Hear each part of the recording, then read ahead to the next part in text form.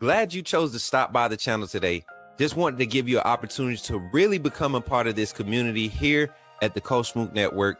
We like to call ourselves the AAA family. The AAA stands for authenticity above all. We just want to give you an opportunity to become a part of this community because we're growing and we're doing something special here as a fan base, not just for Alabama, but the fan community as a whole. We're creating an environment where it's safe to be yourself, be authentic, and meet people who share the same passion you share, whether it's for the same team or not. You can do this by becoming a member of the AAA family. You simply start by just clicking the link provided to you by one of the moderators in the chat, or it'll be pinned to the top of the chat. Click that link. It'll bring you to my homepage. When you get to my homepage, make sure you hit the notification button and turn on all notifications.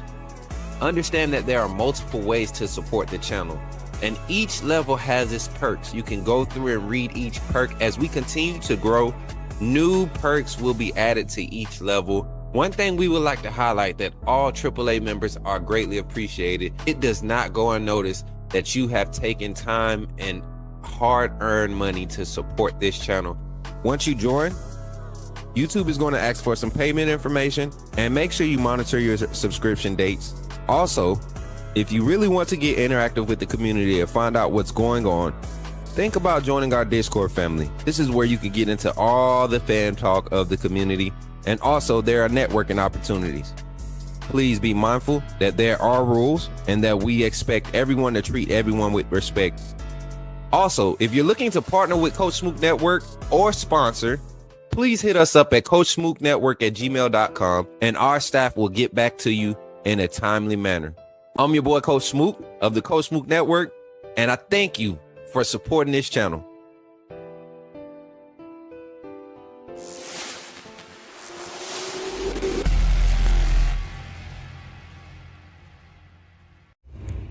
Remember, when you see me in the streets, holler at me. Say, put me in the game, Coach Smook. Put me in the game, Coach Smook. Put me in the game, Coach Smook. Like, share, subscribe. You know we keep it live. Put me in the game, Coach Smook. Put me in the game, Coach Smook. Put me in the game, Coach Smook. Put me in the game, Coach Smook. Put me in the game, Coach Smook. Put me in the game, Coach Smook. Put me in the game, Coach Smook. Put me in the game, Coach Smook. Like, share, subscribe. You know we keep it live.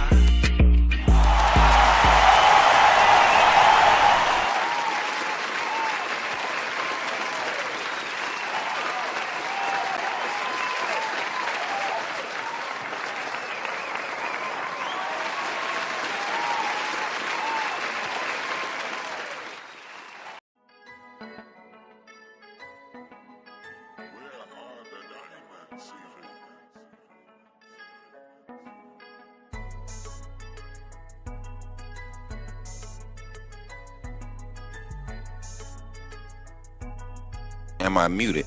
Now we're unmuted. What's up, Roll Tide? Welcome in. Hopefully everybody can hear me now. I don't know how I muted myself. Maybe I didn't. Could y'all hear me when I first came in? Welcome in, man. Somebody say put me in the game, Coach Smook.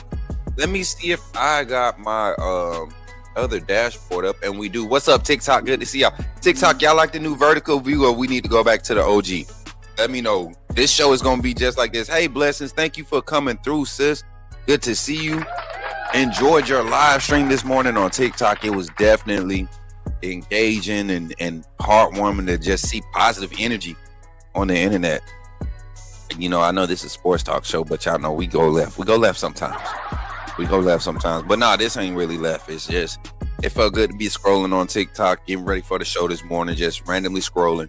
And I was prepping, you know, y'all know I wake up early to do my prep, but it felt good to be on content with a female that's not trying to, you know, just shaking or just trying to be rebellion, and just having good conversation, positive vibes, and just forward progressive thinking, man, just being positive. It felt good to be a part of that very solid community she's building over there. Appreciate you for pulling up on TikTok. If you're a sports fan, if you got a college football team, let us know who it is. What's up, Glock boy? He said, "Put me in the game, man." You in the game, Glock? You in the game, Glock? You trying to get that BTA on that NCAA soon? You know, I might be on that mug today, man. We got a little bit of time today and tomorrow, Wednesday, Thursday, Friday, though, man. We got some crazy content coming together. Our presence will be felt in Tuscaloosa, Alabama. As a matter of fact, give it up. We got this whole weekend set up. This whole weekend, man, is going to be a T-Town type vibe. So hopefully y'all ready for it, man. Hopefully y'all ready to get into it.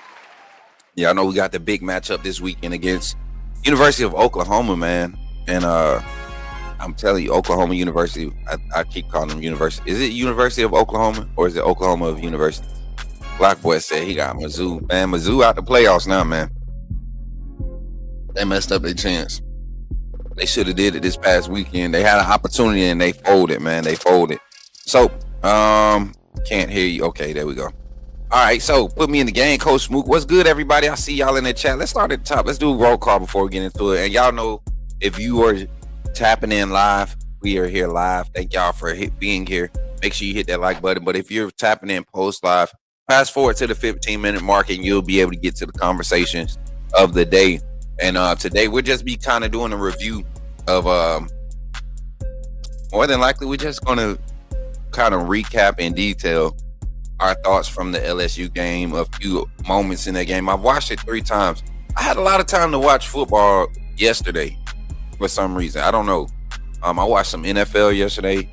I missed the Falcons. I thought that I don't know why I thought they said it was 8 p.m. kickoff, but of course it was 8 a.m. But appreciate y'all for pulling in this morning and pulling up to the Coach Smook morning show. Chat with Coach Smook this morning. What's up, MJ? Good to see you, man. Good to see you in the chat, man. And who else we got? I see you on TikTok. We got Antonio. What's good, Antonio? Good to see you, my guy. Lock boy over there, man. I see y'all over there. Mary J, you got it, or you need help back there? Okay, I got it. Dougie Fresh, what's good, man? Roll Tide this morning. Good to see you, my guy. I got Rob Baker in the chat. I see you, Rob. Man, you be pulling up like you just. Did y'all hit Rod on the phone the other night? Them some good vibes the other night, man. Them some good vibes. I can't see YouTube comments. I guess only the TikTok. What? You can't see Mary J? I don't know what's going on with your stuff then, because TikTok comments not even coming up in the StreamYard. I don't know. Something going on with Mary J computer, y'all. Dougie Fresh, good to see you, my guy. Greg, what's good, man? Roll Tide in the chat. Urban S is my sister. She out here. Oklahoma died. Going to be a banger. Can't wait to experience Tuscaloosa. Hey, you going to be there, man? That's going to be crazy if you there. That's going to be crazy. My guy, man. That's going to be fire if you're going to be there. Me and Jason going to be there. Good morning, everyone. I thought that let me tell y'all real quick. I thought that said good morning, everyone, except Coach Smook. I was about to say, oh, man, what I did to Teresa. Oh, Jesus. What's up, Teresa? She said, Coach Smook. The game wasn't pretty, but we got the W. The scary part for other teams is that the offense and defense haven't clicked at the same time, but when they do, woo-wee. Listen, I love Teresa coming in with the fire because I think a lot of your analysts and people that's talking football now, they want to get on this train of Alabama's the best team. Alabama figures it out. But what about when we was talking about this in August after that loss, man? I mean, early September after that loss to Florida State, and everybody was saying that I was being a Bama fart sniffer and all this other crazy stuff because I refuse to believe that was okay. Anyway, we're gonna get into that conversation today. We got about 3 minutes before we get into the conversation. Y'all come and get comfortable, man. Admiral, welcome in. Admiral T Mayo, how you doing? I'm seeing some new names in the chat. I'm glad to see the community continue to grow, man. Y'all really be holding it down for the AAA. Yo, BOU, I'm feeling that, man. I'm feeling that, Rod. I'm feeling that. How y'all feeling this morning, though? Ain't nobody told me how they feeling, man. Ain't nobody told me how they feeling. My guy said no sound. We ain't got no sound right now. Are we good now? We got sound now, chat? Do we got sound now? Or y'all just let me talk to... Am I just talking to myself now? Hey, shout out to Dougie Fresh with the $4.99 super chat. God bless Alabama won, and I found out I passed the bar this weekend. Oh, snap. Y'all, give it up for my brother. Dougie Fresh, man. We about to say, hey, listen, hold on. We gotta really celebrate that one, man. That's huge. That's my boy. Oh man. We've been praying about this, man. We've been praying about this. Shout out to Dougie Fresh, man. He been, stressing about this thing, and I've been telling him, man, you got it. Hey, shout out to you, man. Give it up for my boy Dougie Fresh. Gonna be handling some of our legal matters for the Coach Smook Network. You know, when I get myself in trouble, that's my legal representation. So y'all better watch out when you step to me. I got a little protection now. You know what I'm saying? I got a little protection. You know what I'm saying? Shout out to you, Dougie. Appreciate the $4.99 super chat, man. He said, bump all the haters saying OU is about to beat us, man. They funny. We've always had some, okay. Look, I thought we was silent over here. But appreciate y'all for pulling up, man. Everybody on each side, each platform. We're live on Twitter, TikTok, Kick, Twitch, YouTube, and Facebook on Coach Smook at Facebook, at Coach Smook on Facebook, and we're gonna get there. Hey, and I got mods working each platform, so if I don't get to your comment somewhere, I think we got somebody working each platform except Twitch. All platforms but Twitch. So if you need any assistance in those chats, if I'm not getting to your comments, our main chat that gets seen on screen in the main platform is YouTube, Twitch, and Facebook comments, and Twitter. Twitter comments will come up too. TikTok, I have a dashboard up for you all, so I'll be able to see y'all comments in real time for the most part of the stream. But then throughout the stream, we may get disconnected, but not disconnected. But I won't see your comments. If you want your comments seen, you want answers or questions heard or seen, jump on the YouTube side. That's the easiest way to do it, and we can get your comments on the stream. Appreciate y'all. What's up, Joe? My boy Joe Rap in the chat. Yeah, man. Hey, yeah, my boy passed the state bar, man. That's crazy, right? All right, y'all. We here at the 15-minute mark. Hopefully, I haven't bored you away from the show. If you are just tapping in, make sure you come in and hit that like. Make sure y'all take 20 seconds to share the stream right now. Like, if you're on YouTube, especially on YouTube, take 20 seconds to share the stream. I want to share something with y'all, but I'm going to save it for our community night. It is a huge accomplishment, and I have you all to thank for it. Man, I'm grateful. So, let's get into it, man. If y'all ready to jump into it, somebody type in the chat, say, put me in the game, Coach Smook. Let's get into it, y'all. You talking about Jalen Milroe and the Pips? The perfect weak side linebacker, right? Put him next to the mic. Not going to take up a lot of time, but I want to say that I'm excited about what. Okay, forgive me, my brother. What's on your mind? Oh, I'm good. I'm just still sorry for all the other content creators now that we have this mega star back in our presence. Let's go, chat. Let's go. Hey, y'all, I'm ready to get into a little conversation. First of all, immediate, intermediate, whatever you want to call the reaction right now. I've watched the game like a solid.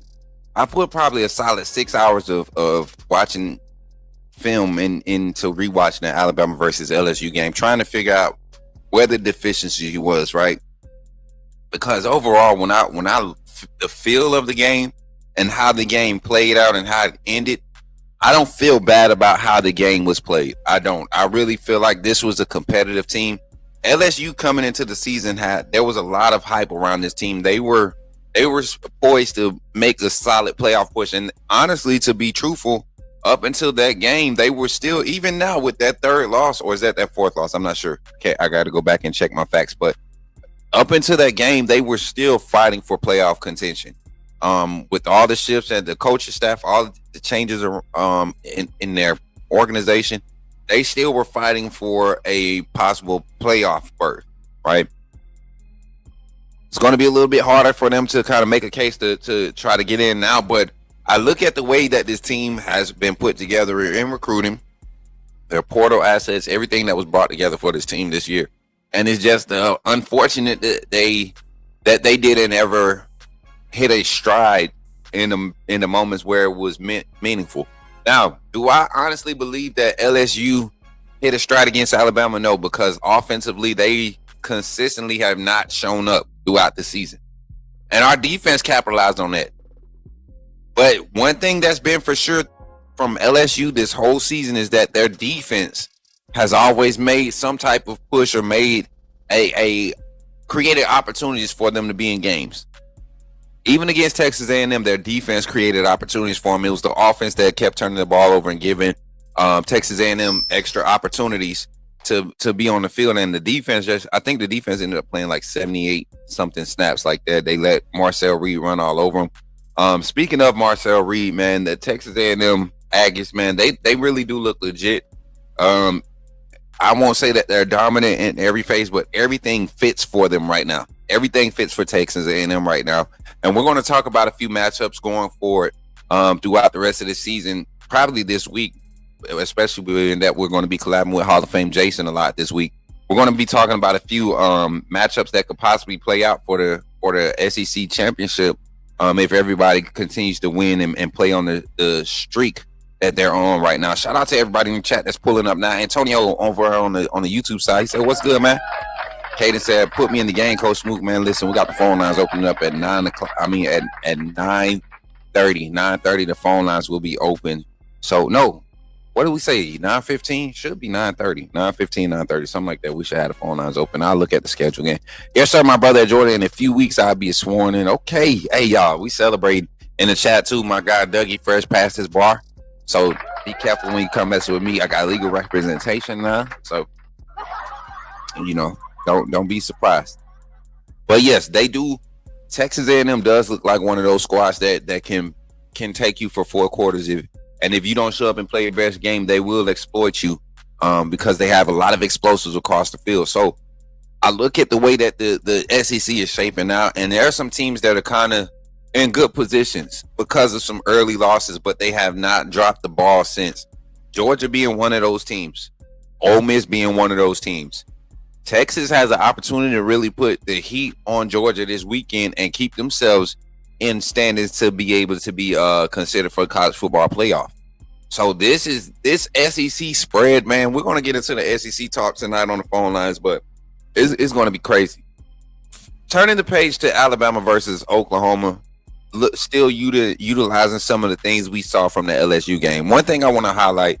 I don't know if Mary J, are you squared away yet, Mary J, so we can get some banners up and get these comments scrolling. Appreciate y'all for pulling up. What's good, Jason? He said, "What's good, Jordan? Just getting." Okay, hold up. Let me see. Where the first comment? Y'all be good morning, AAA family and my brother, Coach Smook. What's up, Jason? I knew I seen a comment earlier. Coach, I'm convinced the boring grubs have scaled back our offense big time to keep stuff off film for the playoffs. Every time we do 2-minute offense, we score quickly because they actually pick good plays. I don't think it's necessarily that. I think it's just the intention on attacking the moment. You know, there's certain things that you want to try to build up throughout the season, and we have yet to see an explosive run game. Once again, in this, and we're going to get into this. Once again, I feel like we got away from the traditional run game way too early, kind of like we did against Florida State. Fortunately, though, this game, we're at home. The defense, the crowd noise was able to cause some problems. We made them create 6 offensive turnovers, I believe, in the game. So, yeah, we're in a good spot. What's up, Eddie Kane? Good to see you over there on TikTok, family. Okay, you got banners. Okay, so the first thing we're going to tap into today, man, is we let's just talk about what carries over. What's carried over for Alabama, right? How are we progressing? Alabama's progression throughout this season. And I kind of just want to start with conference gameplay. The first conference matchup was against Georgia. Georgia now with their defensive numbers are starting to creep into that top 40, top 30 ranking.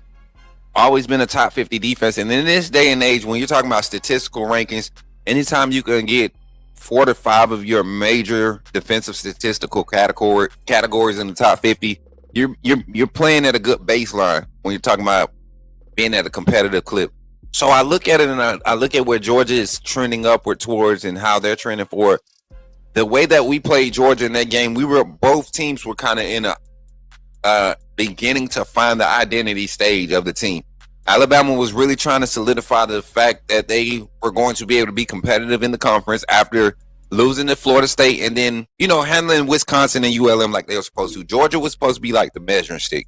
I told you I didn't feel like that would be the measuring stick. I felt like how we handle the road games, the road opportunities will be the measurement stick. So when we were able to host Vanderbilt at home, the way we handled Georgia away, that was a good starting point. Everybody say it was only 3 points. The way we handled that game, though, we controlled that whole game. There was never a question in my mind that we were going to be in doubt, or I would be in doubt of losing that game. Then Vanderbilt, we was able to host Vanderbilt at home. Everybody's worried about the run defense not being able to, contain the explosives. We gave up 6 against Georgia the week before, cut those down. We only give up 2 against Vanderbilt. We end up winning that game by 2 possessions. Great game by the defense. Once again, offense needing to score, hitting the explosives when they need to hit them, and continue to be efficient. Still not creating, not giving up turnovers, and the defense created 2 key turnovers. What's been consistent? We're going to continue from Vanderbilt to Missouri. Same thing. You go on the road to Columbia. You get in that moment. The crowd is engaged. This is a ranked opponent. They have an offense that's the run game is explosive. The running back Ahmad Berry was the leading tackle breaker, broken tackles, leading in broken tackles in the country. Coming into the game, averaging the highest yard per carry in the SEC. We come in that game and we take them off their averages. The defense creates 2 turnovers in that game. The offense scored on the 2-minute drive. They scored when needed. Missed on some explosives, right? Some deep ball opportunities, but when we needed those moments, we executed. Carrying over, and we can keep. If I was to just break down every game, we don't want to right now, but if I want to break down every game, there's a consistent. You can find a small wrinkle or a small hitch where we may have a discrepancy, but in the key moments, this Alabama team continues to deliver. That's both coaching and player, right? That's both on both sides. And we can get into the schematics of it tomorrow on our breakdown when we start breaking down Alabama versus Oklahoma. And I'll show y'all some key plays. But one play that I kind of want to talk about that kind of made me realize that maybe this team just believes so much into the process that they believe that if they get another opportunity, right, I'm going to try. If I miss Q on this one, I'm not going to miss Q on the second one. So we look at the way that the shift play when Ty Simpson, it was 4th and 1. Ty Simpson shifted from quarterback basically to running back, and Jam Miller shifted over and was in the Wildcat. If you go watch that play, the way that it was executed by the offensive line, I give them an A. If there was an opportunity, if there was a time for Jam Miller to be assertive and press in the pocket, one thing that we've commended him on thus far this season, right, has been able to. He's been very patient in the run game, being able to seek out holes. Well, I think teams have seen that, and that's why you see them committed to shooting gaps, right? I think that's why you see them committed to shooting gaps when Jam Miller's in the game, and that's not a bad thing. But how do you counter that? Well, he has to attack the gaps too. Sometimes you got to meet guys there with your leverage, and you're talking Jam Miller's, 6 foot, 5'11", 6 foot, 225, 230. I mean, just the muscle. He's going to have to start imposing himself physically. I don't know if there's still some residue from the concussion injury, but I truly believe that's what's going to help the run game get over this hump that we seem to keep running, to get over this wall that we keep running into with the run game not being able to stay consistent. Now, I told you all before this game, let's talk about the run game. This has carried over also. We have seen impactful runs in the game. We started the game off with the end around to Latier Brooks. I'm not a fan of it to start the game like that. I don't know. But I haven't questioned this staff. I understand when you're saying you're setting things up for future progression, but that's the first play of the game. I get it. And I know what that motion looks like, what that motion brings now when defensive coordinators line up against Ryan Grubb in this offense. That motion with Latier Brooks, Ryan Williams, and Jeremy Bernard puts fear into a lot of defensive coordinators' eyes, and that's what you want. Even on that play, if that was like a go-to play for us, like something that we had on film already for the past, 6 or 7 weeks, I think it gets blown up. But because of what it presents, the questions that it presents, it was still able to get positive yardage. not explosive, but it was definitely able to get positive. But then you turn around and you hand the ball off to Jam Miller, and he breaks off a 7-yard run. Daniel Hill's first carry was 7 yards. Kevin Riley had a 4-yard carry. So you had carries to where you were right there, either on average or above your average yards per carry. And then we kind of got away from it when LSU, who has a quality front seven, even though they were missing Whit Weeks, they had all of their starters back on defense, minus Whit Weeks, and they're effective. They've had a solid defense the whole season. Their back end has not been the greatest, right? And we didn't necessarily exploit there. We missed on a lot of opportunities. But what has carried over? The run game has not yet been able to find its consistency. But what also has carried over is that when the run game is needed, we've been able to rely on it and lean into it and create opportunities for us to be successful offensively. Defensively, though, let's talk about our run defense. I want to pull up the stats real quick, and then we got about how long we got till the phone lines open. We got about 15 minutes to the phone lines open. So everybody stick around. If you're just tapping in, make sure you drop a like. Make sure you share the content on every platform that you're live on, or whatever you're watching this from, whether it's Facebook, Twitch, Twitter, TikTok, Kick, or YouTube. Make sure that you share the content for us here on the Coach Smook Network. And right now, while we're checking, let's see how many likes we had on the YouTube side. We had 10 likes on the YouTube side. Come on, y'all. Y'all run them up. Run them likes up, man. I appreciate y'all. Appreciate y'all. We still early in the show. We already at 10 likes. Thank y'all. So proud of our defense. Our defense played lights out. I really think this was the beginning of what we saw last year from this defense. Even in the Oklahoma loss last year, you look at the game, a pick six was 6 of those points. It's, I think, 78 plays total by the defense, 78 snaps by the defense, and a total of 31 snaps by the offense, I believe it was last year in that Oklahoma game. It was a bad game offensively. We can't have that type of showing this year against this Oklahoma defense, which I believe, looking at if Oklahoma, and I'm gonna say this is how Oklahoma fans think, and I've seen this across the different social media platforms. Oklahoma fans believe that the type of pressure that LSU dialed up, right, is going to be their bread and butter to getting the win against Alabama. For some reason, they feel like their offense has been a lot more effective than LSU. But if you look at the way Oklahoma's offense has been, John Mateer has looked a lot like Garrett Nussmeier, not being able to get it out there to those explosive receivers that he has available. And Alabama's defense is getting better. I don't know why people continue to hark on this week one game against Florida State. Alabama's defense has been the consistent of the season, the most consistent of the season. The defense has not looked bad. We've given up 20 points, twice this season? How many times have we given up 20 points this season, chat? I wonder where these narratives come from that the defense can't do this thing. Now, personnel, we have some questions. I love that Red Morgan got a lot of snaps this weekend. We haven't seen Cam Coleman. I'm not going to keep beating that dead horse. When his time comes, I think it'll be ready. But I love the fact that we are trying somebody else in that other position at that nickel corner spot. My other personnel issue is Jordan Renard, and I'm just doing kind of like I'm just digesting the game as it comes to me, chat. Jordan Renard, number 11. I think we've seen enough opportunities from him. We've created enough opportunities for him, and he's not being effective. For Tua Henry, number 14.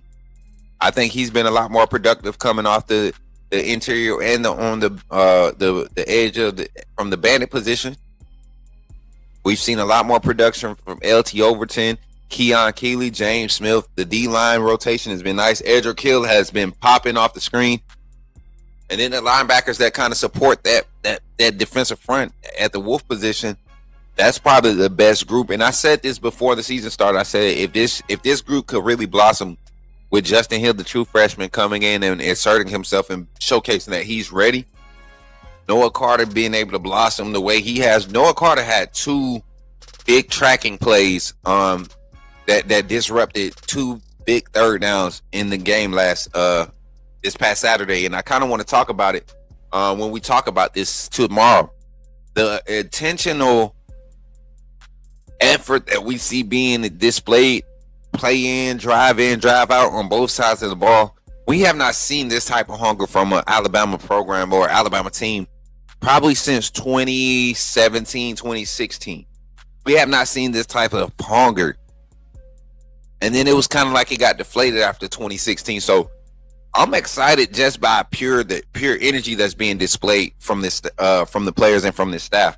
If you're not paying attention to what's happening on the sideline between plays, big plays, or even in when we give up big plays or there's a missed big play, if you're not paying attention to what's happening on the sideline, you're missing out on something monumental that's happening for the University of Alabama and the Crimson Tide football program. So,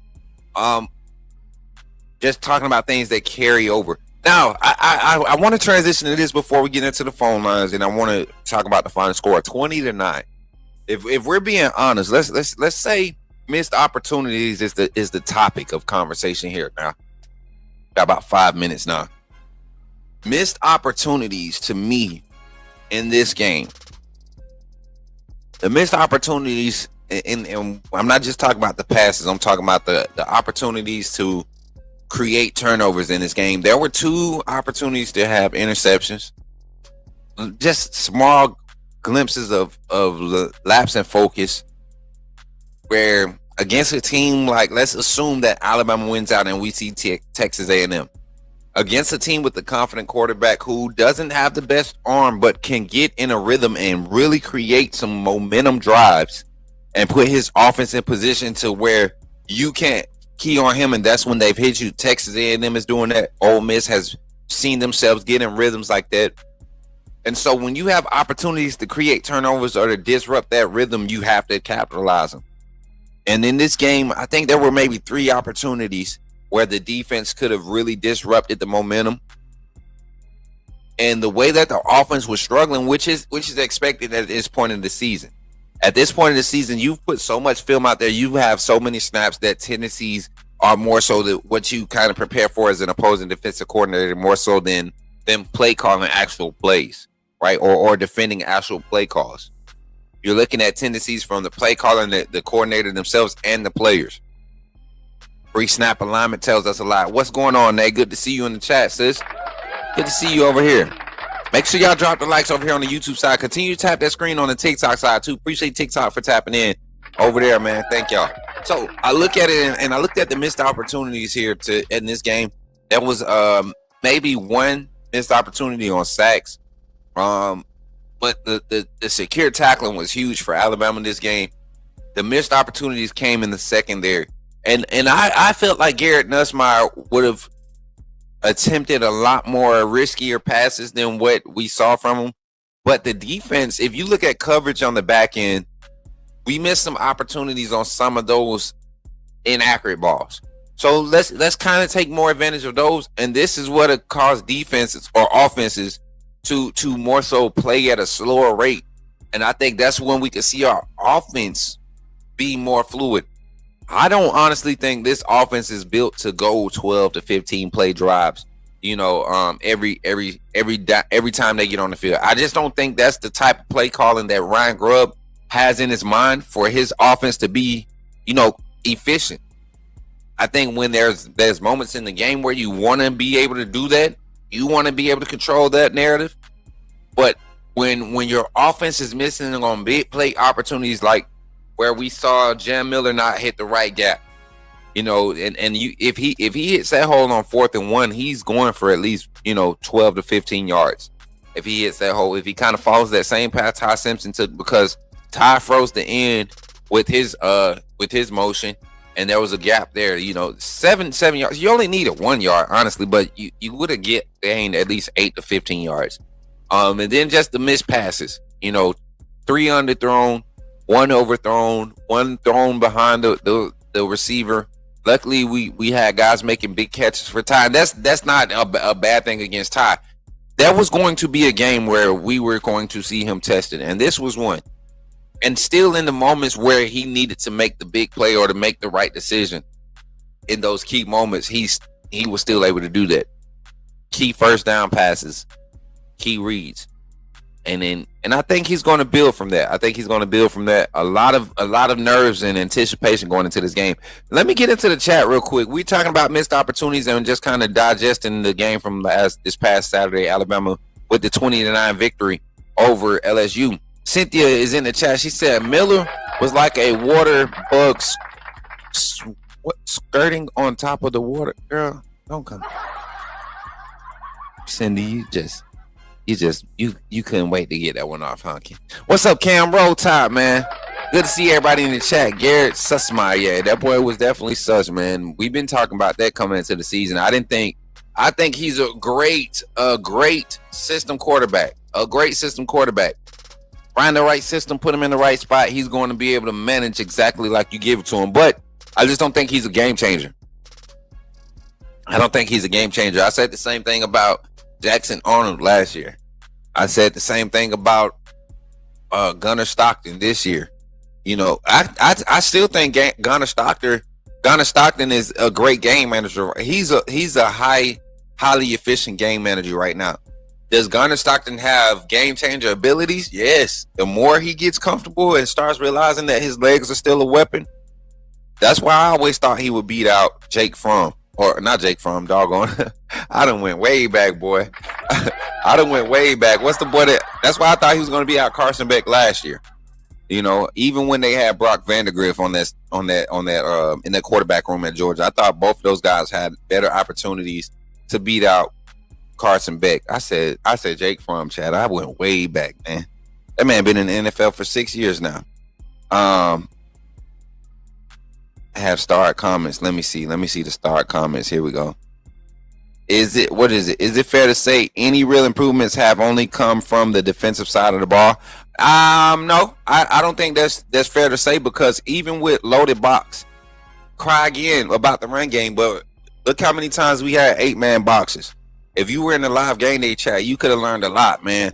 You know what? A lot of fans that come and ask questions about certain things in the chat, I think that live game day chat that we did this past weekend is going to help, because we were talking about and having a lot of these discussions. And I want to give a shout out again to every AAA member that showed up and supported that. And because we had some good guys, some good conversations, and some people that know some football having some good conversations. But nah, I would say this: the offense has gotten a lot more efficient in how they handle pressures.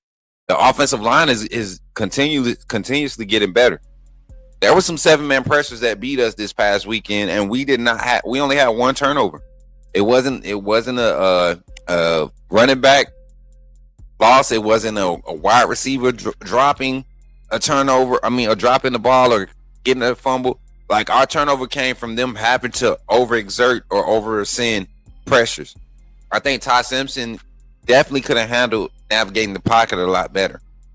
But I think the offensive line is getting better week in. We got the tight end room is getting better in pass pro. When they have to stay in and chip block, they're getting better. Running backs have had problems the past few weeks in pass pro, and that's something that I was not expecting, being that Jam Miller started off so strong in it. Daniel Hill has struggled in it. We haven't seen Richard Young get an opportunity since he got blowed up in week 2, I believe it was, or week 3 against Wisconsin. One of those weeks. No, it was week 1. Richard Young got blown up against Florida State. So yeah, Ben Blanket on Blanker on TikTok says Miller bounced around more looking instead of going north and south, which he's not known for, but still is one of those games, man. I just feel like the offense played in more of a finesse mindset to this past weekend, more so than being balanced than what we've seen. And that's not necessarily from a play calling standpoint. That's just from a production standpoint. And the intentionalness was still high execution. Still saw high execution, just didn't see that aggressive intentionalness that we like to see from our offense. What else we got? Let me see that other star comment. Let me see. Rob Baker says we had a rhythm when we were in tempo and we stopped 100%. I think turning around and handing the ball off with the traditional run game would have been a lot more effective in this game than what I think Ryan Grubb gave it credit for. 100%. I agree, Rod. I think Oklahoma and Alabama have the 2 best defenses in the SEC. We said that. Me and Jason said that coming into the season. Both Brett Venables and Kane Womack have found a good rhythm around the same time of the year. So that matchup this weekend is going to be crazy. I think us being at home really helps us out this week, y'all. I really do. More so than it did last year. And I think with Ty Simpson's experience against Brett Venables' play calling, right? His ability to see that over the last few years, I think Ty Simpson is going to be more prepared for what he learned under Saban for preparing for Brett Venables' styles defenses. Because you remember, Saban didn't necessarily carry over game like personnel plays and practice for him. He carried over, hey, this defense killed my offense. What am I going to do? And Brett Venables was one of Saban's thorns in his side. So I guarantee you there's some things sitting in Ty Simpson's mind and that he's going to be able to revert back to going into this weekend preparing for Oklahoma. And we know that Ty Simpson is showing up in big moments against those better defenses. Those defenses that where we felt like they would actually give us problems, that's when Ty is really showing up. So we can possibly see for a crazy bounce back game with Ty Simpson. And then you got to remember, Oklahoma is coming off of a bye week. We didn't start as fast as we expected we should coming off a bye week. It's happened with everybody off of their bye week. Oklahoma can't start slow. If their defense starts slow, you don't want to give Ty Simpson. Ty Simpson shook off the rust this week against a good LSU defense.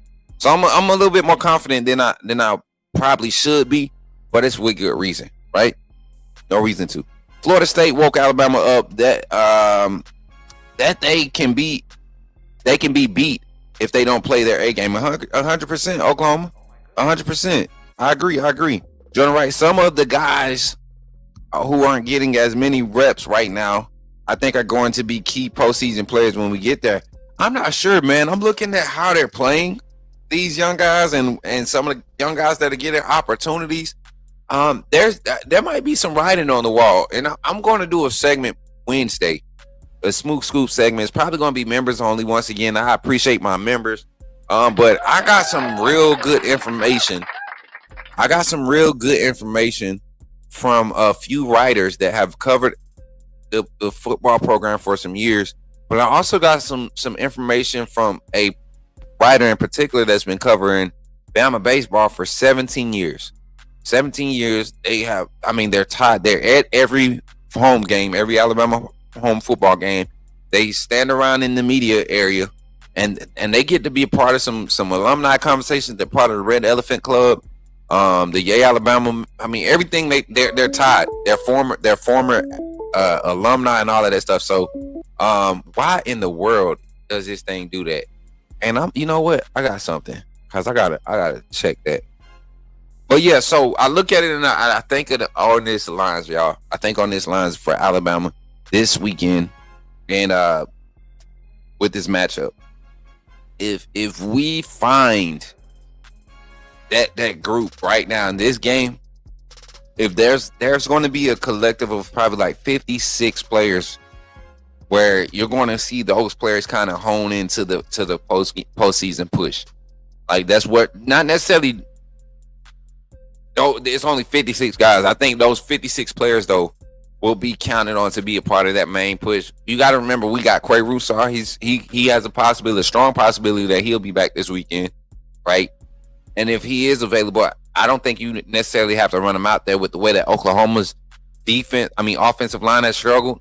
If you can buy Quay another week and give him an opportunity to come back, play some get back right reps against Eastern Illinois, give it a full go against Illinois, then have him ready for the Iron Bowl, we going to be in a crazy good position with personnel available. Y'all, we about to get this phone line open here in 2 minutes, man. 2 minutes. 334-625-1129. Get ready to call in and share your thoughts in 2 minutes. We're going to open it up. Hey, what up, Dawson? Good to see you over there on TikTok, family. But overall, both lines, both deep lines, O-line did well. The linebackers played great. Tight ends played great. Wide receivers played great, both in run blocking and being physical, fighting for the ball.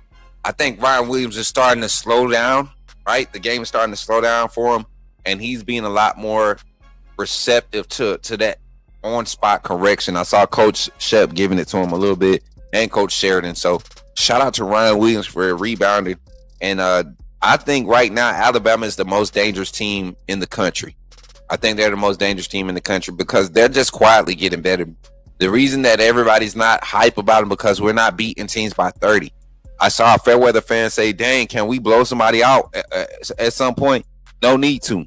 I just think you win. The more ways you find to win, the better you are in the postseason. That means, and my thing is this, if we're winning every game by 1 point and we win a national championship, does it matter?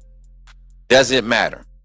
So we're going to open the phone lines here right after this infomercial break. Listen, I appreciate y'all for hanging out this morning on the Coach Smook morning show chatting with Coach Smook. I appreciate y'all for kicking it, y'all. If y'all like the new view, man, let me know. Give us some reviews at the end of the stream. Stick around for the end of the stream. For at the end, we're going to be on for another like 45 minutes. So stick around and leave a review on the survey that each platform will provide for you. StreamYard is doing some great things. Shout out to StreamYard. We've also been presented with an opportunity to partner with StreamYard. We've been using them for 2 years now. 2 years we've been using StreamYard. Went through all the growths and the changes, even times when we couldn't afford the full membership, right? We resourced and we utilized StreamYard to the max. So we appreciate them for helping us grow and be a part of our growth. But if you're not a member of the AAA family and you want to be a part of the growth of the Coach Smook Network and be a personal addition to this family, this is how you do so here on the Coach Smook Network. Check it out, y'all. Glad you chose to stop by the channel today. Just wanted to give you an opportunity to really become a part of this community here at the Coach Smook Network. We like to call ourselves the AAA family. The AAA stands for authenticity above all. We just want to give you an opportunity to become a part of this community because we're growing and we're doing something special here as a fan base, not just for Alabama, but the fan community as a whole. We're creating an environment where it's safe to be yourself, be authentic, and meet people who share the same passion you share, whether it's for the same team or not. You can do this by becoming a member of the AAA family.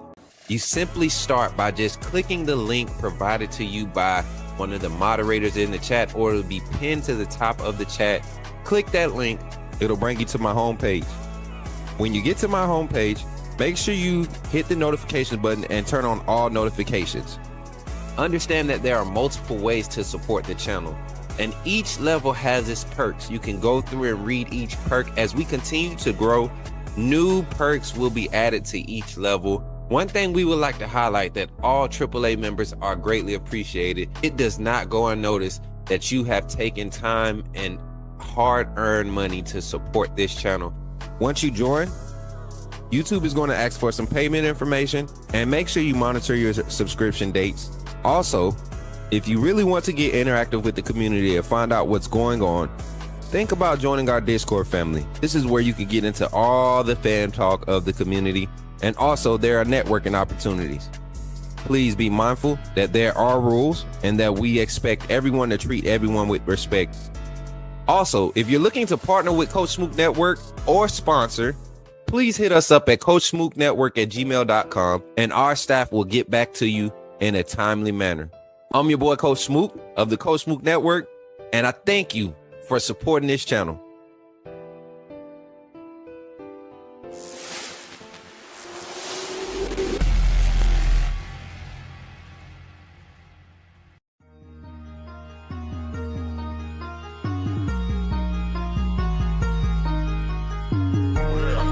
Better go subscribe. You do roll with the tide. I'm down in the gun with Coach Smook. Through the game, roll tide, roll tide. Better go subscribe. TikTok.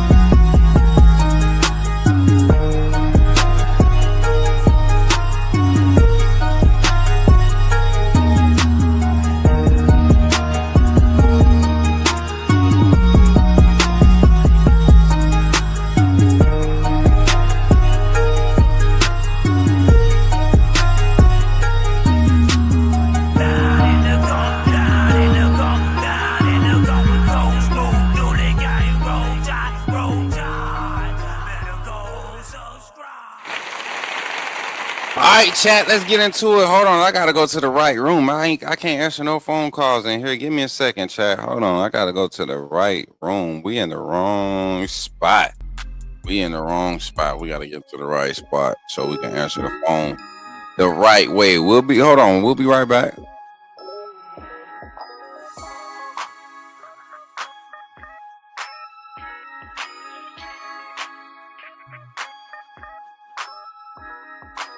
All right, we back. Live calling 334-625-1121. The phone line is now open. It is now open with a TH on the end. That's what I was saying. Open it with a, however y'all want to say it, man. Y'all know what I'm saying.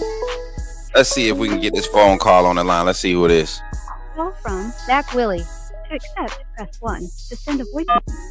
Yo, what's up, Zach? You in the game with Coach Smook. Talk to me, man. How you feeling this morning? Y'all give it up for Zach. Good morning, Coach Smook and my AAA family. How are y'all doing this morning? Why you sound right now, Zach? Huh? Why you sound so creepy right now when you said that? You said that.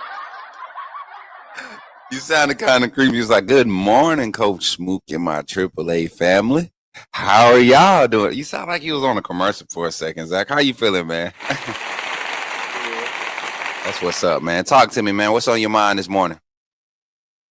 Yeah. I think overall, I think we played well this past Saturday. I mean, is there more we could have done? Yes. I mean, I think we played a lot safer than what we normally do, but that's because of how LSU was playing us and what they was doing to kind of slow us down a little bit. And but yeah, I think overall we did good. You know, I was too worried about their offense, but still to hold an offense to just 9 points and not even allow a touchdown in a game is still good. Right. And I think that's what we kind of need to appreciate too. Like I said, that was the first thing I said. This defense hasn't given up a offensive touchdown, and I want to say now was that 7 quarters now. The last score we gave up was against South Carolina in the third quarter of the South Carolina game. So 5 quarters now. You know, that they haven't allowed a defense or offense to touch the end zone. Did South Carolina score in the fourth quarter, or did we? I think that's how we won the game. We shut them out in the fourth quarter. I'm gonna have to go back and look at it. Yeah, I think we shut them out in the fourth quarter. Yeah, I'm gonna look at it. But yeah, man. But what else you got to say, man, about this past weekend, and then going forward, because we know what Oklahoma is bringing in defensively. The offense hasn't been the best, but they have been able to do things to win games, right? Offensively. So, right. Taking some of what we got from this Alabama versus LSU matchup, and how can it match up against the defense of Oklahoma in your mind, Zach? I think we'll have to take some chances, you know, and to continue moving forward. I was proud of the defense Saturday. We only gave up one explosive run all game Saturday. And when I say explosive run, I mean 20-plus yard run. And I went back and watched it, and we was being held and pulled away. Come on, man. That was probably one of the worst officiating jobs we've seen. And for it to happen at home is concerning. It's concerning for that to be happening at our home field. So, yeah, we didn't even talk about that. I was listening to the call-in show from this past Saturday night, and we didn't really talk about the horrendous lack of holding calls that should have been called. They really Right. they really shorthanded us on that in that department. So yeah. Yeah, and then them not calling that pass interference call on the when Ty had that deep ball to Lottie Brooks, and the defender wrapped him up and he couldn't catch the ball or nothing. Yeah, but at the same time, my guy Ty he got to get that ball out a lot better, a lot better. That got to be, because we got receivers cooking these DBs, man. And I think he'll fix it. I think he'll fix it at some point. I'd rather it had been this game. This game, I feel like Ty could have really separated himself, not just for Heisman or anything, just to really get complete confidence that this offense is what it is, right? Identity wise, this was Ty's opportunity, and I don't think he took advantage of it. And if you ask him, look at the post game interviews, he'll tell you that he didn't take advantage of it. Right. And but yeah, overall, I think he done good. And I mean, Ty, I don't think Ty has the arm to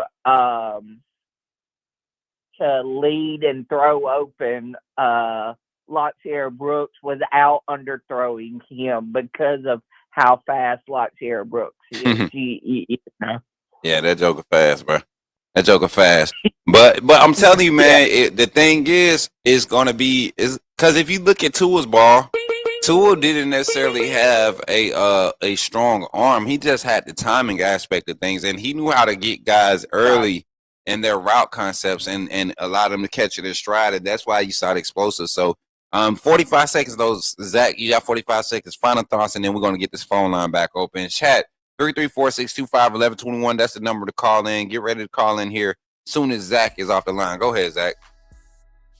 Yeah, my final thoughts. Work on your time management clock in your head.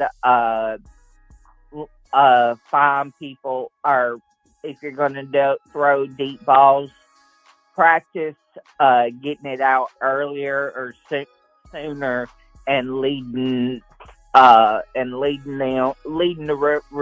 wide receivers open is all I got to say on that. Defense, keep doing your thing, and continue to get better week in and week out. Good job, Pierre. I will say this: he was held on his first sack that he got, but was still able to get off and still get to the quarterback. So, but yes, roll tide, my AAA family. I love you guys, and I'll talk to you later. Roll Tide, Zach. Y'all give it up for my guy Zach, man, in the chat, man. If y'all call in, make sure y'all call in, say your name, and put me in the game, Coach Smook. The phone line is open, 334-625-1121. Zach said a lot of good things in his conversation, especially with the front. You know how the defensive front performed. Yanzi Pierre continued to just blossom, man. We talked about this at the beginning of the season.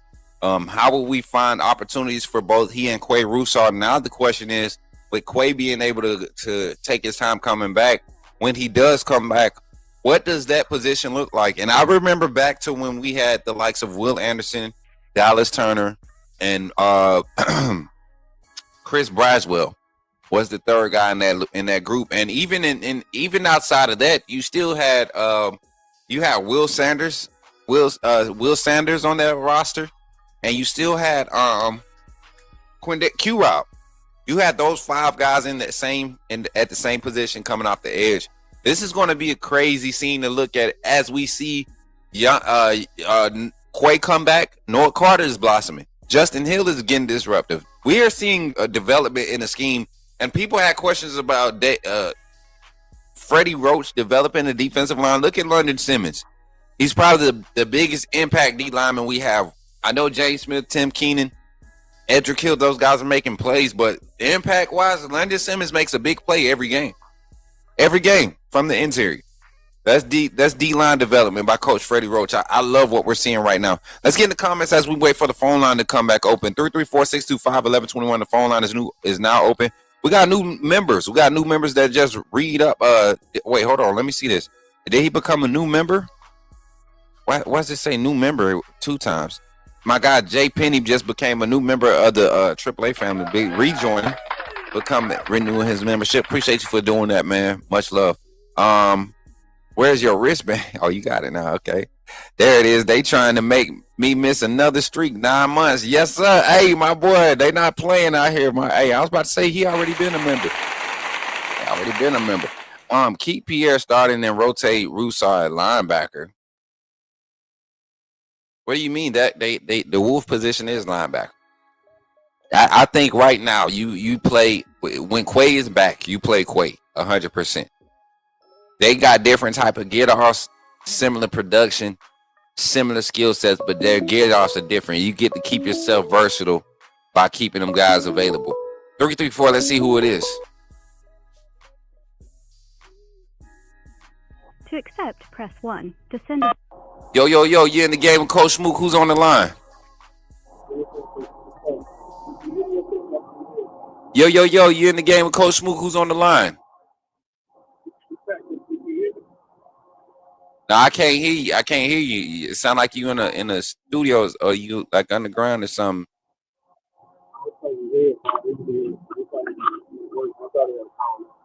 Call right back. We'll get you on the line. Yeah, 334, you can call back. We couldn't hear you. Sound like you was away from the phone. Make sure y'all not on speakerphone or y'all not at work in no construction area. That's what this sound like. Was we in construction? I don't know, y'all. I don't know. Hey, but appreciate y'all. They trying to hold me down. Nah, don't let it hold you down, brother. We got you. All right, so I know why we getting double comments and double notifications for that, Mary J. Because if you're on TikTok, if you're on YouTube right now, you can watch this in vertical mode, or you can watch this in doggone portrait mode. You can watch it in vertical mode and portrait mode. So it's pretty cool. I'm looking at it now. I'm looking at it how it looks. Y'all can see the comments over there. Let me make the comments a little bit more visible. We just experimenting. Y'all know I be having fun, man. Let me see. Let's go tall there. I like that one. Get y'all comments on the screen. But yeah, now Yanzi is different. I think you get better if you can specifically utilize Yanzi in third down pass rush situations. If you can just utilize him in that situation for the rest of the season, that's what you do. You let Quay come out and play those other snaps, because that's where we've seen Yanzi be the most effective on third and passing in those obvious passing downs. That's where his game is really truly shined. It hasn't been in dropping back in coverage. It hasn't been, being effective or explosive. I'm not even going to say effective, because he's definitely been great in run support, still in the edge. I think you just get better and more consistency with Quay from what we've seen. And then we've seen Yanzi just kind of adapt and be able to allow us to play that 3-man front that we've dreaded as a fan base. I've dreaded it. If I've had any question about anything that's been done on the defensive side, it's been a 3-man front and the rotation that we have yet to see Cam Calhoun get an opportunity to get on the field. That's probably been my only big questions. I had turned that itch off in StreamYard. Oh, you did, Mary J? Oh, wow. What happened? I had to take the so I got the preview up now. It don't look half bad. Is my hair growing, chat? Y'all ain't saying nothing about my hair. Why y'all ain't saying nothing about my hair today? 334-625-1121. The phone line is open. Kaden kept calling in and blowing up the phone line. Listen, if you are watching this show, if you really want to support the content, and I don't hold for anybody. This ain't just for Kaden. This is for anybody. If you support the content and you want this to be a good production, you want to be part of good production, then all you have to do is watch the show. Because if you call in and it's a 30-second delay from what I say live and what you actually hear, 14 to 30 seconds. If you just don't happen to get in on the phone line, you will get an automated message say call back in whatever time frame we set. But if you keep blowing up the phone lines, man, we're gonna put you in timeout. We got to. You're messing up production. Get what I'm saying? So please be respectful for the people on the phone line so that we can have a good flow in the conversation. Talking about you won't call in. anyway. 205. Let's see who it is, man. Appreciate y'all for being patient with us on today, man. Let's see who it is. Call from. Yeah, man. Put me in the game, Coach Smoke. Yo, Melvin. What's up, man? You in the game? Talk to me, man. Hey, man, what's up, Coach Smoke, man? I want to apologize to you about Saturday, man, because I didn't know you were eating something, man. What's happening, bro? I said I want to apologize to you about Saturday because I didn't know you were eating something that day. Oh, You yeah. know, Hey. I would kind of hurt you, my brother. I would kind of hurt you, man. Nah. Hey, man, you was a fool, bro. Y'all, if y'all don't know what he's talking about, and I love the fact that he came in with the energy. Melvin is a clown, man. I don't know if y'all really have been paying attention, but he called in, and I forget. Oh, he said something about Auburn losing, man. And I was trying to eat. You were eating. Yeah. And I almost choked live on the stream. Almost died after one of the best live streams we've had all season, and I almost died on it because of Melvin. But I appreciate you for your concern, man, and you coming back and apologizing, bro. Yeah, man, you know that I'm good, man. I'm good. Apologize. You know, I didn't get a chance to do it Saturday, you know, because I was busy, man. Yeah, I feel you. I feel you. Family, I feel you, man. I just, you know, you handling your business in my life. I get the balance there. I get the balance, man. I get it. Yeah. But nah, So man. Talk about this Bama LSU game, because I know now you done had a little bit of time to rewatch everything. Talk about it, man. What's your thoughts on it? Oh man, I love everything about the game. You know what I'm saying? The game was tight, man. The game was good. It was good. It's good to beat LSU. You know LSU. They're trying to do everything they can to beat us, but hey, at the end of the day, they still got a hot L on their forehead, man. Yeah. And I'm reading a comment right now, and this is where J Penny, I'm gonna tell you, I have a concern, and I didn't up until last game. Even when we get into the extension of the run game, I didn't have a concern about the run game coming into the game. I just felt like this was the opportunity for us to really install a traditional run game and lean on it. I feel like LSU was giving us opportunities to remain kind of simple and just rely on athletes to be better than the guys across from them. And I will say that's a tendency and a trend that I've seen from Ryan Grubb at other stops. And I'm not even talking about what he did in the NFL. I think the way that you have to scheme up the run in the NFL and the way you do it at college is two different worlds. You know, there's different rules and different areas of the field where you attack that are more effective analytically. But collegiately, at the collegiate level, Ryan Grubb has shown us one consistent that he is not scared to get away from the run game if he has a great passing offense. But if you look at how our offense struggled with missing some of those explosives last game, you can have cause for concern if you're going to see that style of extension of the run game and play calling, the timing of that be implemented at the time it does bring some cause for concern. But still, the average yards per carry average numbers was still there. So I'm kind of good on where we're at going forward. We're playing against another tough run defense. What do you think about Oklahoma defense coming into this game, Melvin? Oh man, they defense, man, they looking good. Every game they play, they looking good, man. They got a good offense on defense, man. That's we got to work on our run game and stuff, and stop them for getting in the zone and stuff. You know, I know it's gonna be a good tight game, both of us ranked teams and stuff like that, but we got to get that win at home. You know, make sure we get them a third loss, man. Yeah, because they still fighting for the playoffs, and they gonna be hungry. Brett Venables is gonna have that defense fired up. The message now is to let's go and get the Heisman. You know, Ty Simpson and the Heisman hype and the Heisman hopeful talks. I think it kind of affected him a little bit in this game.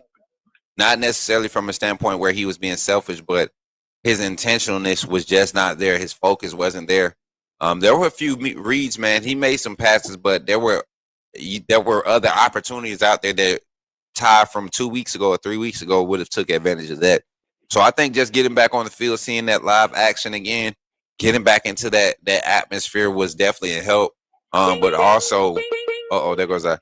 But also, we got to think about how this young man is going to look going forward. So, final thoughts there, Melvin, and then we're going to get this phone line back on with up chat. Okay, man. Shout out to the chat. Shout out to everybody. Had a good morning. Had a good day. Had a, everything there. And roll tide, my brother. 100%, man. I appreciate you, my guy. Appreciate you for calling in and All right. supporting the network, man. All right, man. All right, roll tide. All right, chat. Phone line is open again. 334-625-1121. Again, that's 334-625-1121 here on the Coach Smook Network. Call in, say your name, and put me in the game, Coach Smook. Appreciate y'all for all the reactions on every platform.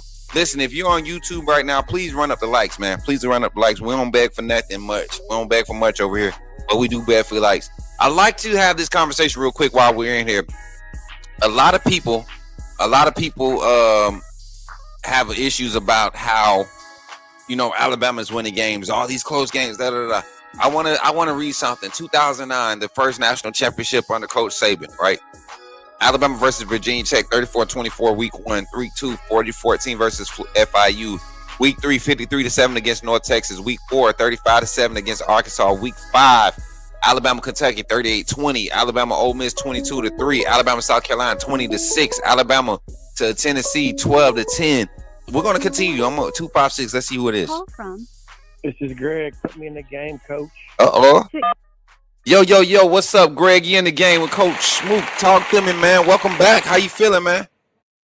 I'm feeling pretty good. I had a hernia surgery last week and just kind of chilling at the house, but doing good. How about you? Hey, I done figured you out now, Greg.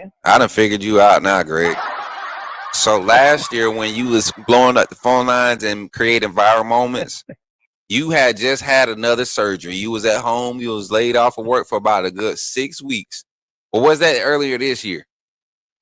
That was last year. I had knee replacement. See, Greg know what to do. Greg know what to do, chat. Every November, we can expect Greg to blow up the Coach Smook Network phone line because he has a scheduled surgery or operation that's going to keep him out. Greg, you done mastered this thing. I done figured you out, though. I'm just a smart guy. I'm a player, baby. Yeah, I know what to do to get in. Hey, you know what to do to make it do what it do. Talk to me, man. Give me your thoughts about this past weekend, man, and everything. Just talk to us, man. We got Greg on the line, chat. All right. Great to be available for you, Coach. Love your show as usual. Doing a great job. The family's great. Look, SEC is the NFL now, guys. Just let's face it. Every game's close. I mean, you look at all the games because of NIL. Everything's pretty much it's a lot of parity. It's just like the NFL now. So now what's important is you better have a good quarterback that can throw that intermediate game. Let's face it, people. In the NFL, a lot of people don't really value running backs. They don't really care much about rushing. What do they want to do? They got to throw the ball to score. And you better be good in the red zone. Alabama is great in the red zone, one of the best. We got one of the best intermediate passers in college football. Our receivers are great. It's our strong point. Do I want to run the ball a little bit better? Yeah. But you know what? A lot of teams that do run the ball in the SEC that are really good at it, look at their record and look where they're at. I'm just saying. So right now, that's not our strength. I hope we do get better. Maybe they, I know they're still moving things around. It looks like Robertson's kind of took over that right guard position. Last 2 games, he's played every snap. The other 2 positions, we're still kind of trying to figure it out. I ain't really worried about it. I am a little worried about Oklahoma's defense. They're really good, but as long as we pass protect, I think our wide receivers will be able to do a little bit on their secondary. I love the way our defense has been playing. Very optimistic. Every time we need a turnover, we get one. Every time, Greg. Not every sometimes, but every time. Think about every game where, even against South Carolina, when we fell behind, what gave us the opportunity to get back ahead? Yeah. Freaking turnover, man. When we need it. It's just like the NFL. I'm sorry. The SEC to me is a lot like the NFL. Every game is close. Even sorry teams like Auburn gives everybody a fit. Kentucky's playing better. But every game is close. Even Mississippi State is pushing people to the limit. Even the teams that are in the bottom of dwellers. Florida beat Texas this year, for crying out loud. It's the NFL. People, I think we just might as well get used to it. Because look, the clocks, the way everything does now, with the 2-minute warnings and all that stuff, it's just like the NFL. You watch the NFL games, people, and I'm not a big NFL fan because my team sucks, but every game is close. You better have a good kicker. You kick a lot of field goals. I mean, it's what you want your defense to do. Don't give up touchdowns. Just give up field goals or nothing. Yeah. That's what our defense does. And so it's just everything is like the NFL because of NIL, all the parity. Other teams, like look at Missouri, they go out and they get Georgia's best pass rusher. Their front seven's really good because they win most of it. Yeah. South Carolina's defense is everybody's that way. So it's not like the days of Saban where we just out-recruited the living shit out of everybody and hold everybody prisoner for 4 years, or hold them prisoner for 3 years, and then they lose a year, or for transferring after being held prisoner for 3 years. Everybody would stay. And now they get a full year to develop for real and play on it. Like, that's what I like about portal. And this is why I don't rock with the football fan that says it's messing up college. No, I like the fact that Kendrick Law, I like the fact that Kobe Prentice, I like the fact that Emmanuel Henderson, 3 receivers that was in our room at one point we had high hopes for. These guys were actually the future. We had aspirations. They showed glimpses, and then the change with Saban happened, and you see a different product. Maybe this wasn't the best fit for them, but to see them go and they're making Kansas a doggone competitive offense. You see Kendrick Law at Kentucky. Kentucky's struggling, but Kendrick Law, he's the reason why they beat Auburn. You know, like exactly. He got the game-winning touchdown. I love every. Come on, man! Like we seeing this, and you don't want to miss out on that when it comes. I used to hate having to sit around from noon till 6 p.m. and there was no good games coming on in the SEC. Yo, you can watch SEC from noon till 8 p.m. and every game on SEC Network for the SEC on Saturday will be a good game. I will just about guarantee it. And that's what you want to see in college football. Now, when it comes to us and winning these close games, not just playing them, but winning them. Winning close games, that's how you build winning programs. You win close games where you're tested and you have to go outside your comfortability, and you can operate and execute at a high rate in those situations. Those are the teams you can count on, man. I agree. I mean, I just wonder how Ohio State, if they ever get pushed to the fourth quarter, either behind or tight, how they're going to react. Nobody knows. We saw Indiana; they made a heck of a comeback. A&M, they've had some tight. Look at Texas A&M, number 3, undefeated, barely beats Arkansas. I mean, they had that. Yeah, I know they blowed out LSU, but I think LSU just quit in the second half. I'll be honest with you. I think they were ready to just quit. And I think they had a good strategy against us Saturday. They thought their secondary was good enough, and their secondary is really good. And they said, you will not run the ball. Every time you look at the game, the box was full. Hey, so, hold on, stop talking. You got to get a siren real quick. Anytime people come on here and tell the truth, we giving them siren. Anytime you tell the truth about some real stuff, and let's be real, Ty Simpson, well, let's hold him accountable. He missed on some opportunities to make not be a thing. The opportunities that he had for them not to load the box, right? To take advantage of them loading the box. That's right. And for them to rethink how they were calling the defense, Ty missed on all of them. There were I think there were maybe 3 like clutch pass plays where he may have had some 6-man or 7-man pressure coming in his face. But there was one play where Ty it was like I just felt like he trusts the pass pro way too much. Like, pass pro is not supposed to be steel curtain, right? It's never been that for anybody. I've never seen that. Even when Mac Jones was here, it was all quick timing. You didn't see 4 seconds, 5 seconds worth of pass. Ty had 5 seconds to throw that ball on that strip fumble.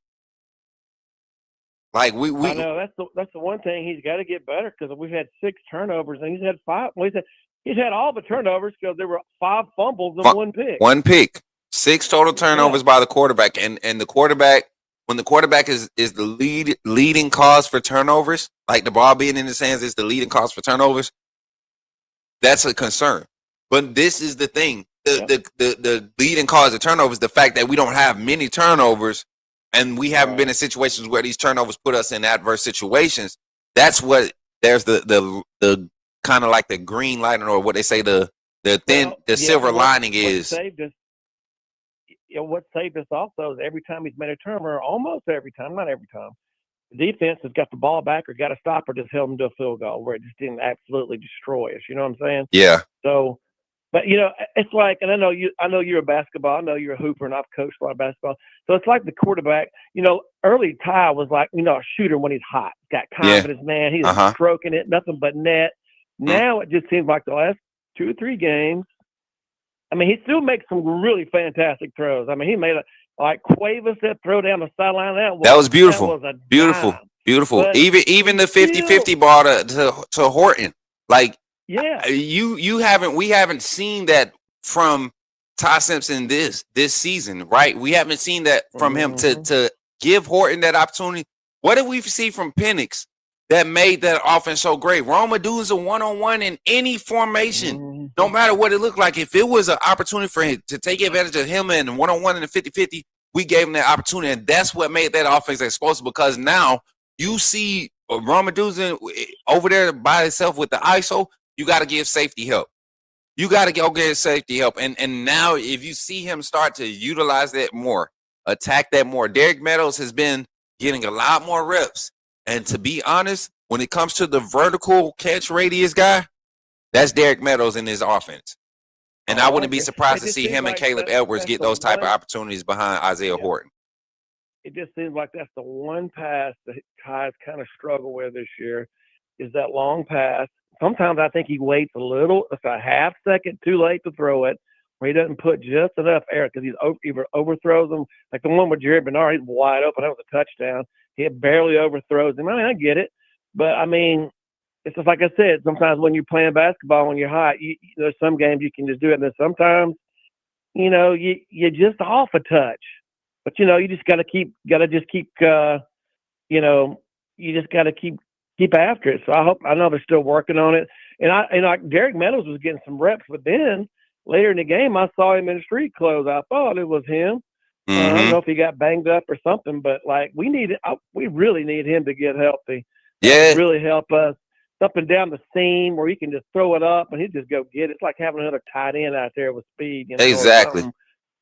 That's just another weapon that we haven't, And Greg, before we get off here, because I want to kind of get this out about the run game. You said something key. And I love that Ray Parham finally has shown up. The Fairweather fan of the AAA family has finally showed up. Welcome in. He said, I guess I was right about the run game.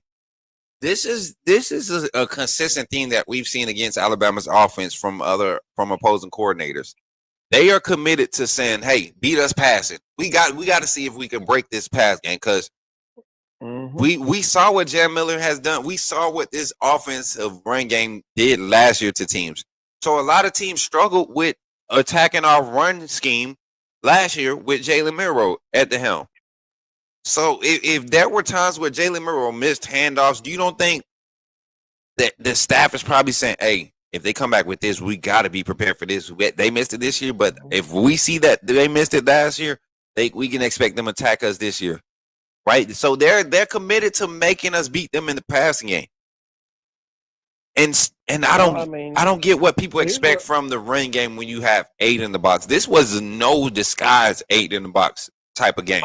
I'm telling you right now, bro. If I'm a defensive coordinator, I'm blitzing us every play. I'm bringing the heat. You got to like me. I guarantee you. Greg, you might not I might not get home every time, but I'm hiding my chances of them not scoring. Come on, man. One thing I was a little irritated Saturday. The play call, why we kept running on first down. I'm like, let's just go intermediate pass. Let's get that 5, 6, 7 yards on first down. It's just like the running game. Every time it was always 2nd and 9, 2nd and 10, 2nd and 11. Every time. Well, they know you're going to throw it, so then they blitz. I'm like, you need to be a little more creative on first down a little bit, do something. And then maybe I would rather run on 2nd and 5 then 1st and 10, myself, I get that little easy completion. Then let me come in there and run, maybe get up 2 or 3 yards, and then it's 3rd and 2.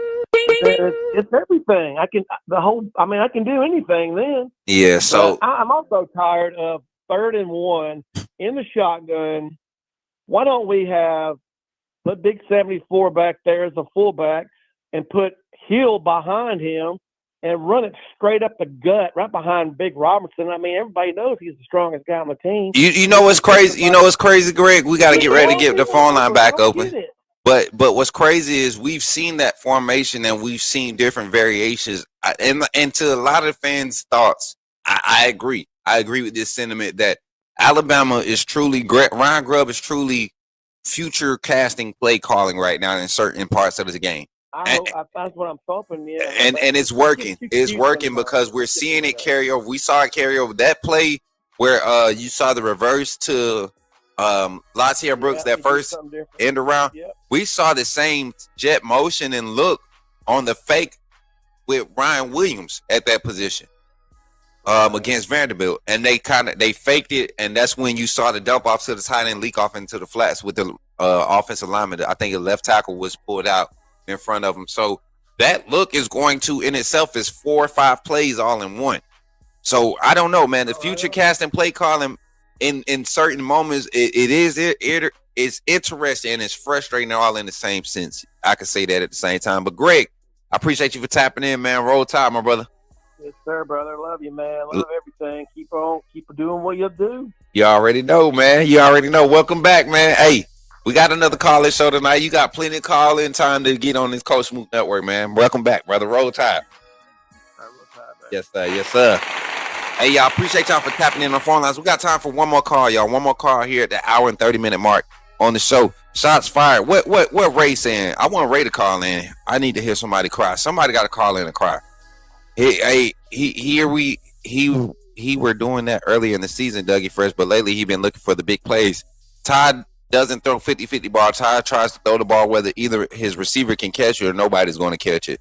I like, and that's to a certain extent, Jay Penny, that's what you want, but sometimes you have to trust the athlete, and I think that's what you saw building in this game. Now, we also got to think earlier in the season, there have been moments where his deep balls have been on point. And there have been big drops, so the hesitancy to just rip it sometimes can be there. It can be there. He was doing that early in the season, Dougie Fresh. No fair weather, just a delusional fan who will tell it like it is. Delusional fan is absolutely correct. Delusional fan. I hope Grubb is showing that Washington playoff offense to this year. What? What'd you say, Square Biz? Hey, y'all run them likes up, man. We got 33 in the chat and only 19 likes yet. We need them 25 likes, man. We just need 25 likes on the stream. Hey, Coach, I have a question on that Horton's catch. That was a 50-50. Do you think LSU picked it off, or did Horton just make a great catch? This definitely was a catch. He makes the catch. He has possession. He gets his foot down, and the DB didn't get his hands on it to even fight for possession until after he had already established himself inbounds and went out of bounds. So if you do just play it back and you look at the order of how it happens, secure catch, feet down, you drag me out of bounds. As you're dragging me out, you get your hands on the ball. At that point, I'm out of bounds. So yeah, I think definitely was a catch by Horton. And we got to see more of those from Alabama. Call from. This is Rashawn. Put me in the game, Coach. Yo, Rashawn, what's up, man? You in the game? Welcome to the Coach Smook Network. Talk to me, my boy. Man, chilling, man. You know how we do. Yeah, honestly, I ain't got too much complaints about the game. Too much. I feel like it was because you can tell. I had to go back and watch the game. You can tell they loaded the box a lot on LSU. Because I'm like, LSU have a good defensive line. Why I need to keep loading the box? That's why I understand, like, these type of defense to keep loading the box on us for no reason. Like, are y'all really scared of a running game? Because I think they got to seen the tapes and everything, see the potential of Daniel Hill and Jim Miller and Karen Riley, what they can do. That's why I think they load on the box so much. You can go back further to the Vanderbilt game. They did the same thing. There's Nobody's looking. Rashawn, I think there's more sense in this as a defensive coordinator in this day and age. I see what you do great, right? Let's look at Alabama. Let's just use Alabama's offense. I see Alabama has this crazy good passing game. It's unstoppable. I'd rather take my assets that I have as a defense and really just zero out any chance of them beating me with something else other than their passing game and figure out how to stop that as we're keeping the other thing irrelevant. In the case for Alabama, let's figure out how to contain their passing game as the game goes on. Let's just let guys be athletes. We're going to figure out where we could plug maybe a robber look here, or maybe we can mix the coverage on this play. But for the most part, let's just make sure we do not allow the quarterback more than 5 seconds to figure it out, or 4 seconds, because Ty Simpson, average time from snap to release has been 3.9 seconds right now. So basically 4 seconds.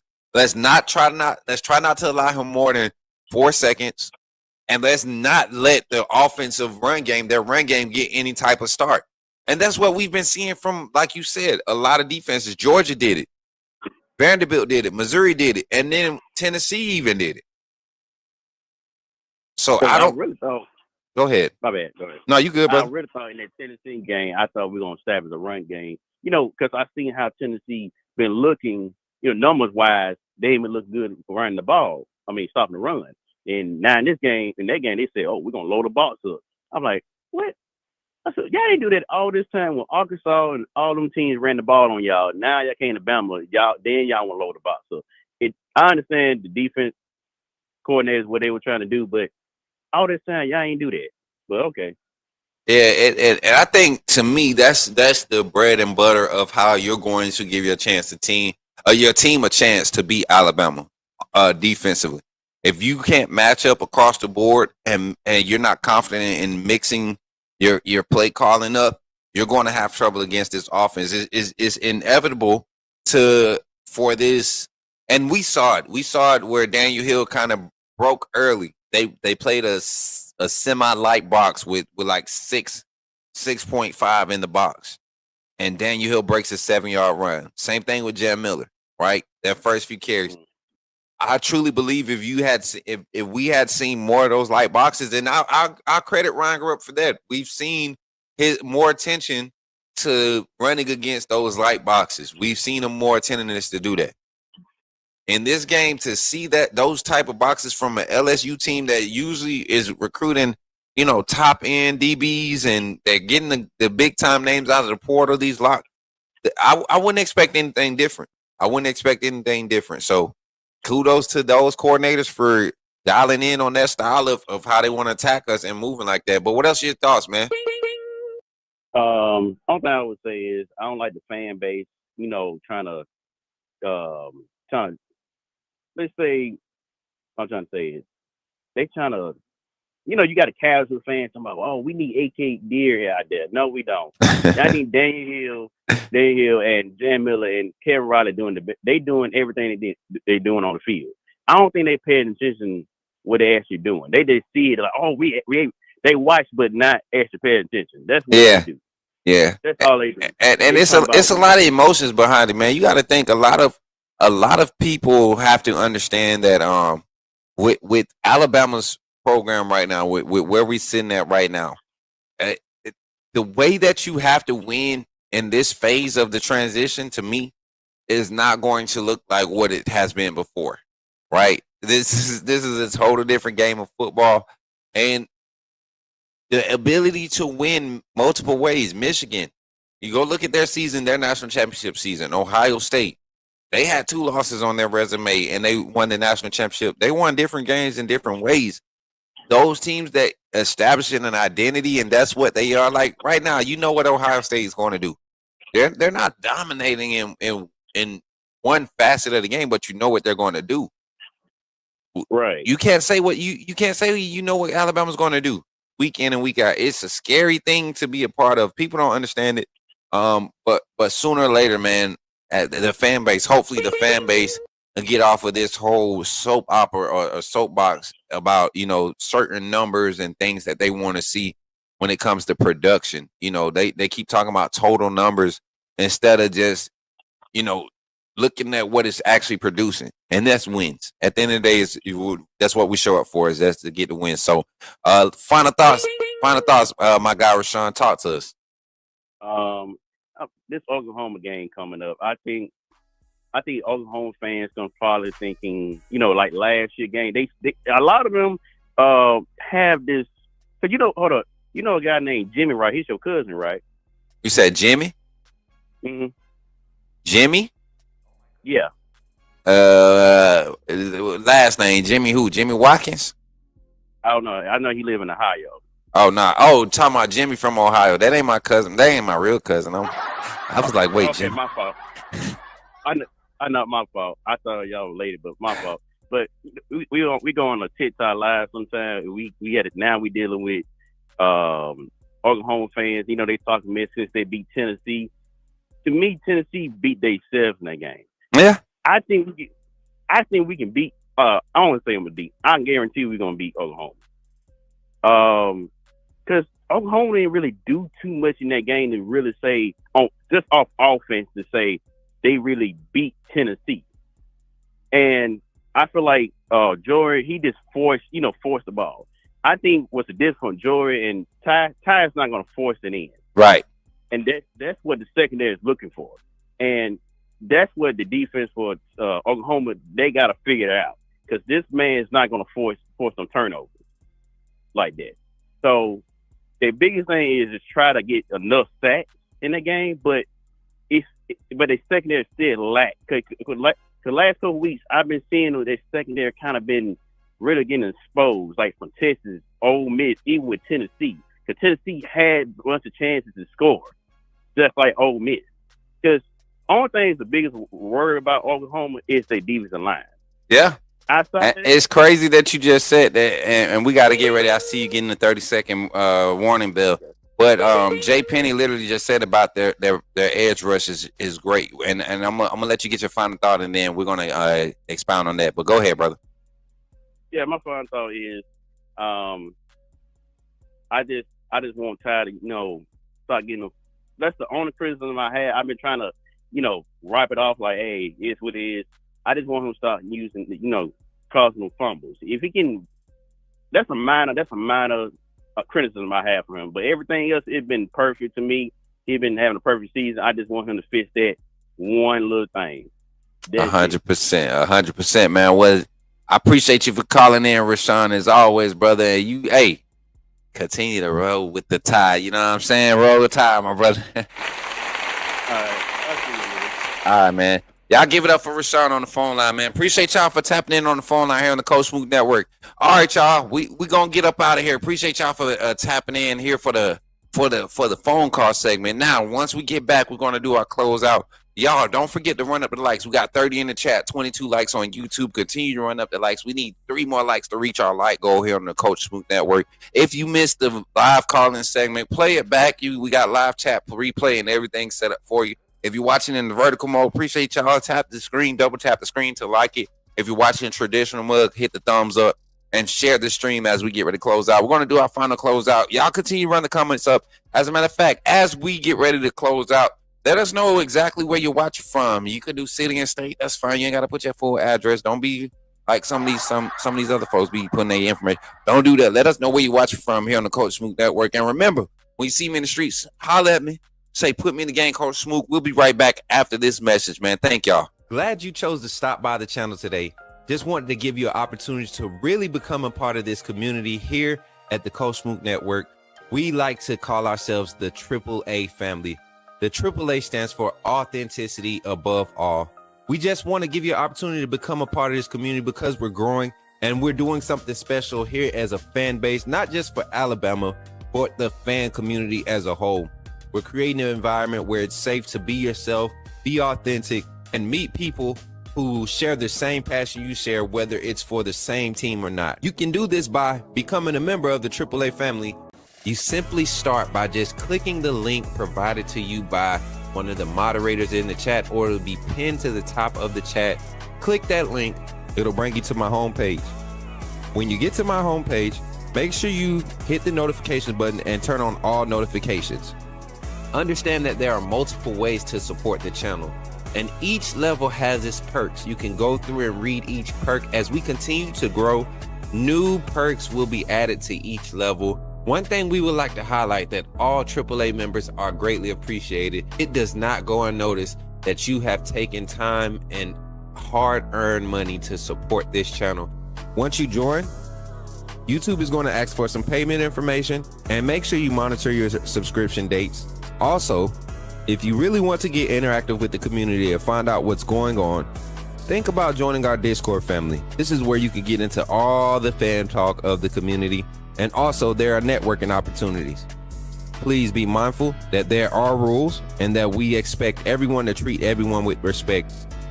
Also, if you're looking to partner with Coach Smook Network or sponsor, please hit us up at coachsmooknetwork@gmail.com, and our staff will get back to you in a timely manner. I'm your boy, Coach Smook of the Coach Smook Network, and I thank you for supporting this channel.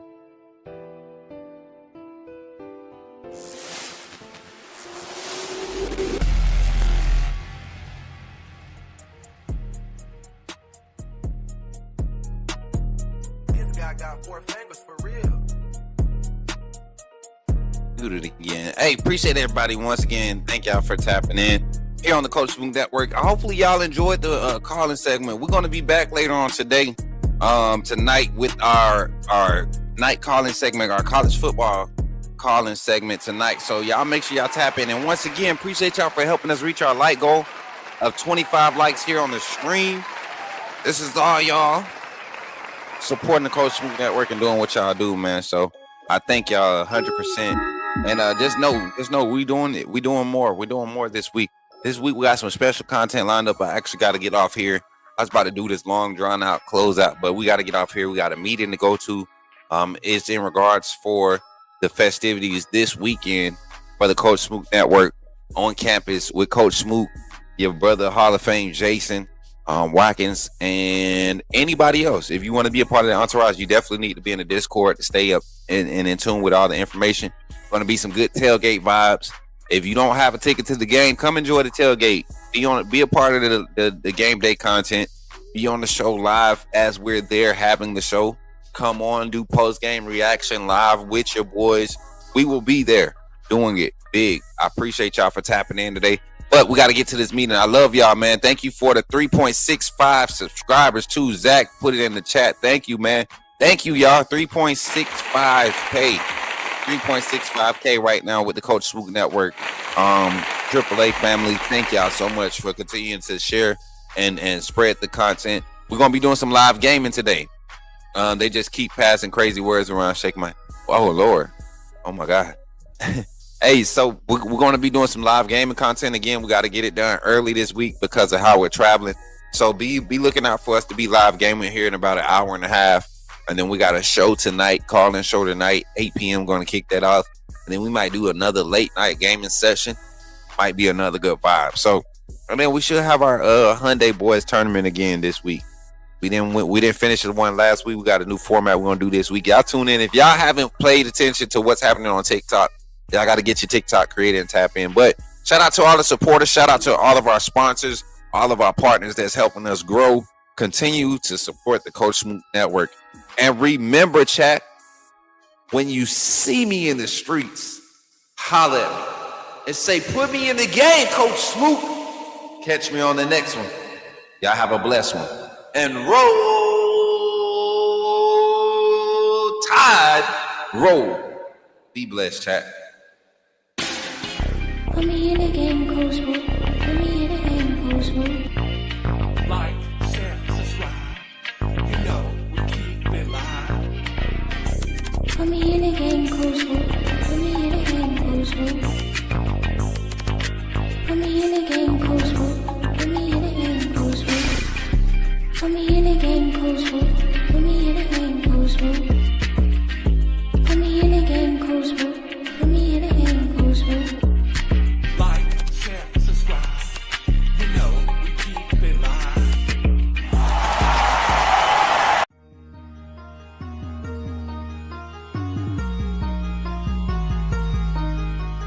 Well, subscribe. You do roll with the tide. I'm down in the gun with Coach Smook. Through the game, roll tide, roll tide. Better go subscribe.